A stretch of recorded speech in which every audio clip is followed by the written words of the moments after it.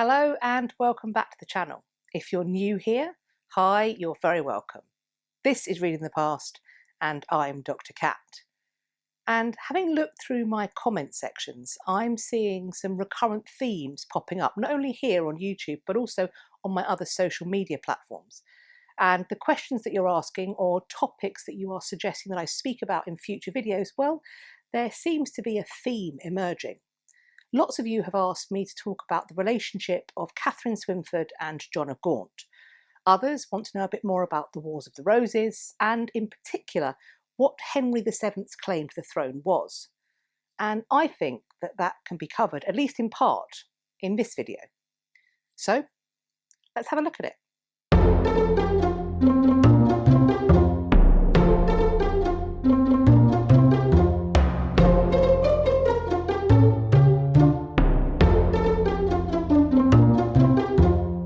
I'd like to begin by looking at the ancestry or family tree of Henry Tudor.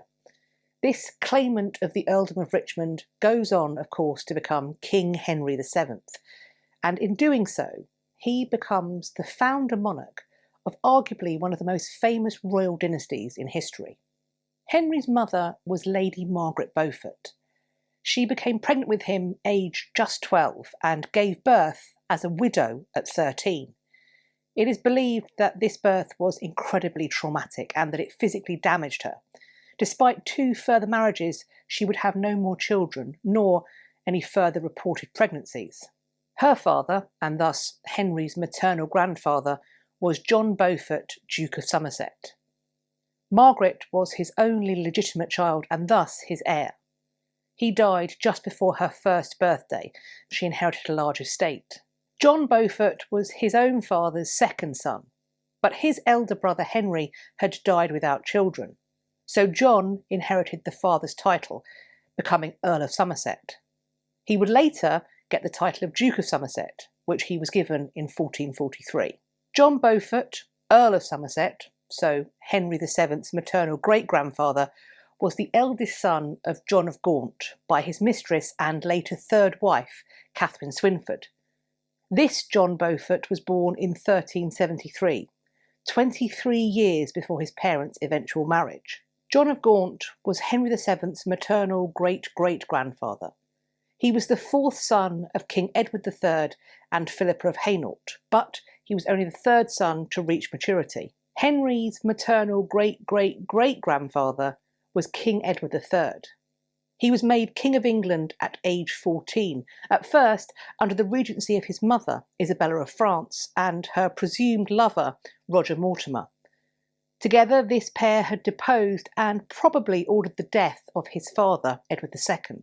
Edward III would seize control of his own government just before his 18th birthday. Mortimer would be executed. King Edward III was the grandfather of Richard II by his eldest son, Edward the Black Prince. He was also, however, the grandfather of Richard II's deposing cousin, Henry Bolingbroke, who would become King Henry IV. Henry IV's father was John of Gaunt, and his mother was John of Gaunt's first wife, Blanche of Lancaster. Henry Tudor's father was Edmund Tudor, Earl of Richmond. He was some 12 years his mother, Margaret Beaufort's senior. Edmund had died of plague a few months before Henry's birth. At the time, he had been captured by Yorkist forces.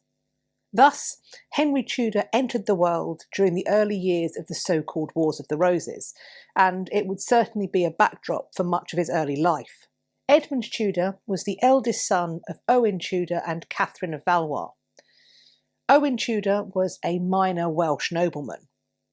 Catherine of Valois was the widow of King Henry V. It is often said that Catherine of Valois became Owen Tudor's wife.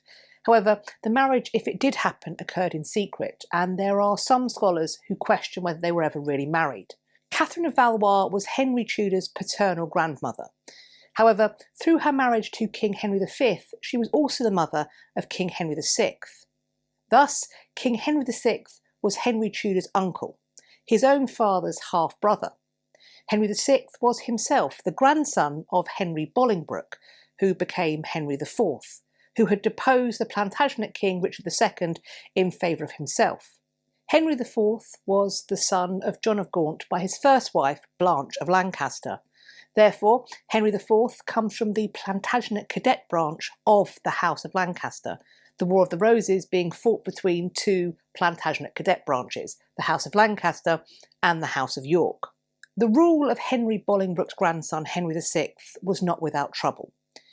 His perceived weakness as a king, which may have been due to mental illness, is viewed by many as a principal cause of the Wars of the Roses between the houses of York and Lancaster. It would be Henry VI's nephew, his namesake, Henry Tudor, who would eventually triumph, defeating Richard III at the Battle of Bosworth Field to become king at the head of a new dynasty, the House of Tudor. In looking at this ancestry for Henry Tudor, we have a family tree that is knotty as far as I'm concerned. I don't think it's explicitly clear how he has a claim to the throne. Of course, it's evident that he is related to monarchy. Although his father predeceased his birth, Edmund Tudor was the half-brother of Henry VI. There is a familial tie there. But a familial tie is not the same as right to rule or claim to the throne. And in having this as a potential claim, there's a big problem, because Henry Tudor, through his father, isn't related to Henry V, the person who Henry VI claims his right to rule from. Rather, they are related to Catherine of Valois, Henry VI's mother, and she has no claim to the English throne, nor therefore would Edmund, and thus neither Henry. Instead, to understand Henry Tudor's claim to the throne, we have to look to his mother, Lady Margaret Beaufort, and on paper at least, it seems to be a much stronger, surer footing for her bloodline, because she is of a direct descent from John of Gaunt, the son of Edward III. But nothing's ever that simple, is it? And the problem with his claim to the throne coming from them is the fact that her ancestral line comes from John of Gaunt through his relationship with Katherine Swynford. And that's what we're going to look at now. John of Gaunt was born in March 1340. Just 2 years later, in September 1342, he was invested as the Earl of Richmond, with all of the assets that were due to that estate. This would not be the last of the grants and honours received by him. During his lifetime, he would become Duke of Lancaster and Aquitaine. He would also attempt to claim the title and honours of King of Castile.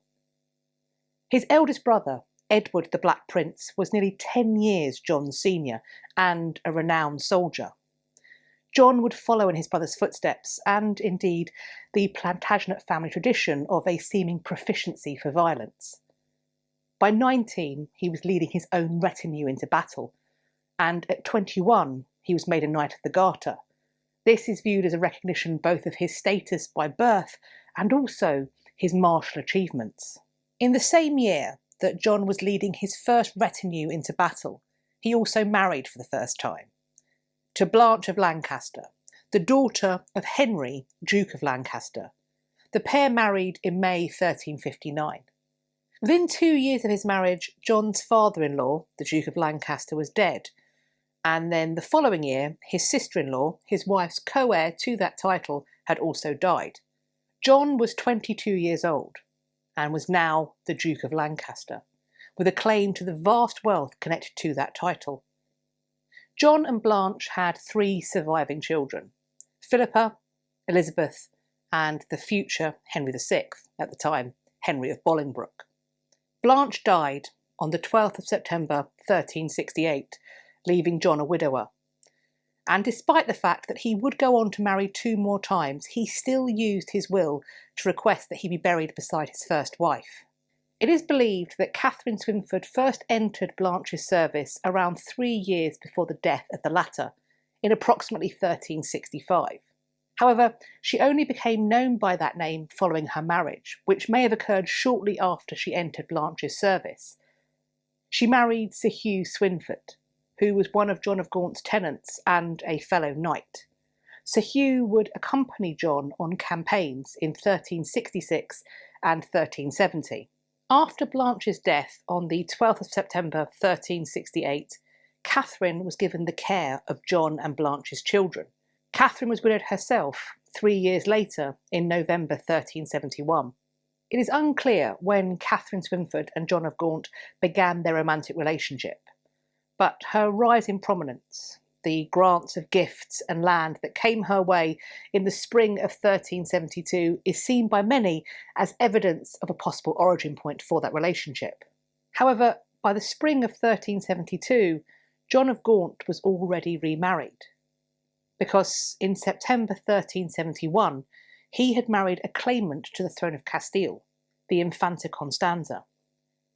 John and Constanza had only one child that would survive infancy, a daughter, Katherine. Evidently, John's marriage to Constanza was a politically advantageous match. As a potential claimant to the throne of Castile, through their marriage, John was able to make that claim in his own name. Nevertheless, it does seem clear that his relationship with Katherine Swynford remained a strong one. As his mistress, Katherine Swynford would give John of Gaunt 4 children between 1372 and 1377. They were all given the name of one of John of Gaunt's former French titles, Beaufort. There was John, from whom Margaret Beaufort and her son Henry Tudor would descend. Then Henry, Thomas, and finally a daughter, Joan. Although, as I mentioned, Katherine had seen a rise in prominence and gifts in the spring of 1372. Nevertheless, John rewarded Katherine further with grants of manors. This was evidence, a recognition of her place as his mistress and the mother of his children. He gave her these gifts in 1377. This action was, however, a source of scandal, and Katherine was denounced by some chroniclers as a devil and enchantress.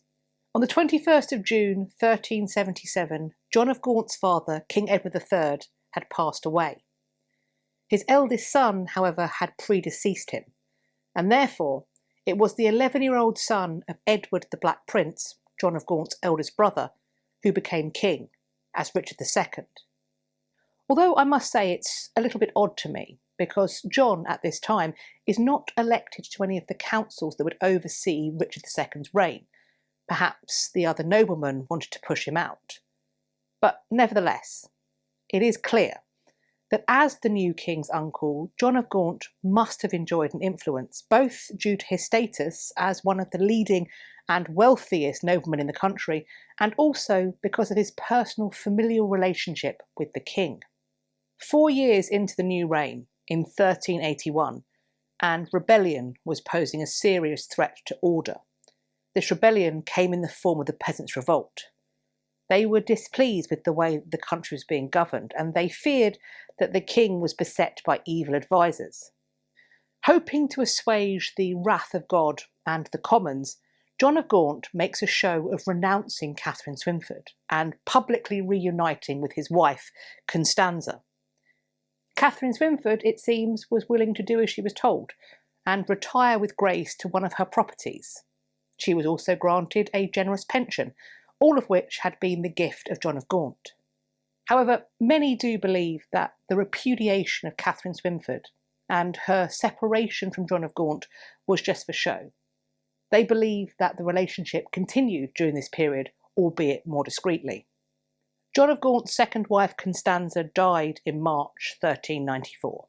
In January 1396, John of Gaunt married Katherine Swynford at Lincoln Cathedral.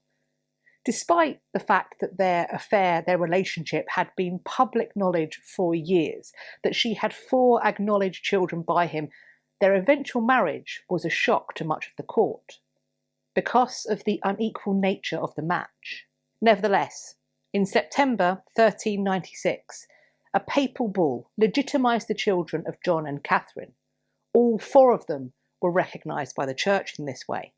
Early the following year, in February 1397, a royal charter was issued which ratified the legitimacy of the children of John of Gaunt and Katherine Swynford, recognising it as common law. Now, these were legitimate children from a marriage, as far as the Pope and God was concerned, but also the common law of England.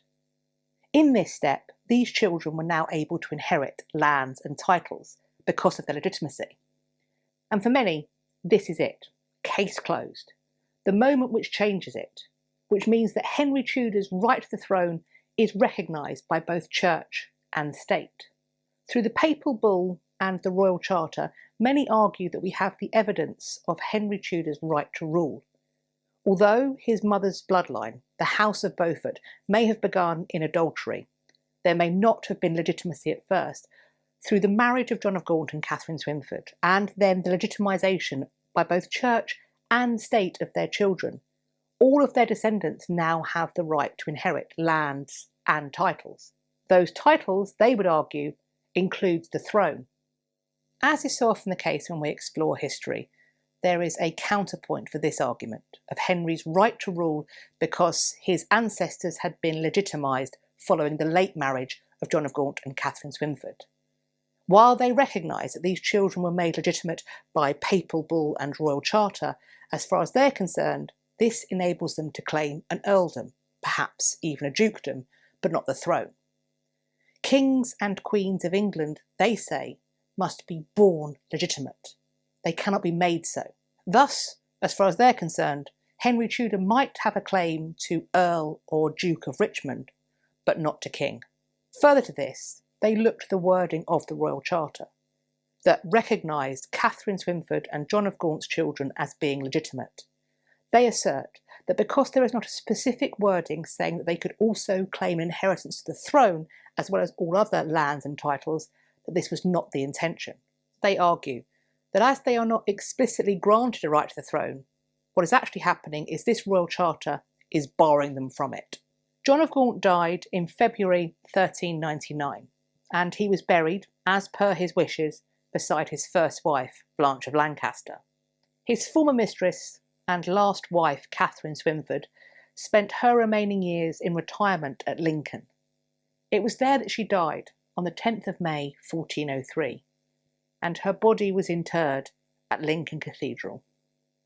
But what do you think about the relationship between Katherine Swynford and John of Gaunt? What about their late marriage? Was it the final chapter of a great love story, their very own happily ever after moment, if you will?